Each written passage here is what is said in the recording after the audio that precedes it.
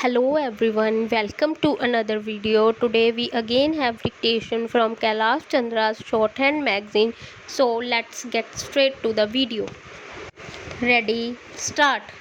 Sir, the University Grants Commission has already started making its impact on the universities, and the House will bear with me that the Commission has before it the most difficult task of reconstructing and rehabilitating our universities, and I think I am impressing the general opinion of the House when I express my feelings of gratitude to the chairman as well as to the members of the commission staff.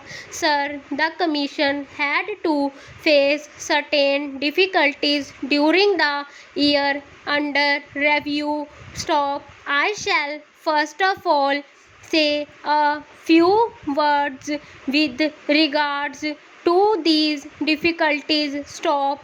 The House is aware that the year under review has been a year of great strain and stress. Stop.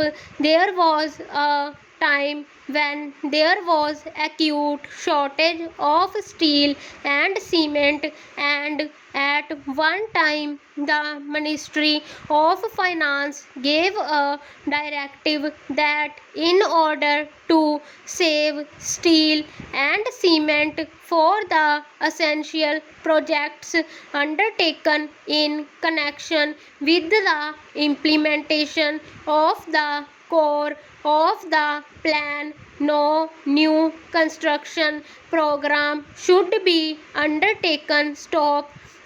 As a result of this shortage, unfortunately, the construction program of the universities was hampered. Stop. I think it was very unfortunate because just at this time we needed more buildings and accommodation for the universities. Stop. But this is a matter which was beyond our control. Stop. The situation is easing and it will further ease and thus enable the universities to go ahead with their construction program. Stop. Para. Sir, with regard to foreign exchange, the House is aware that there was a shortage in this regard also, and the University Grants Commission had to face special difficulties in obtaining the equipment and apparatus both for the science laboratories and the technological institutions. Stop.